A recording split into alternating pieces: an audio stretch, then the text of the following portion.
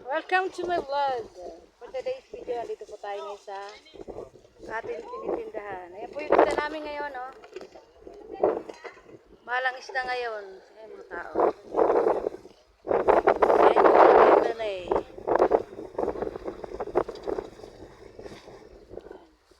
Yung weather po natin ngayon ay malakas ang alon.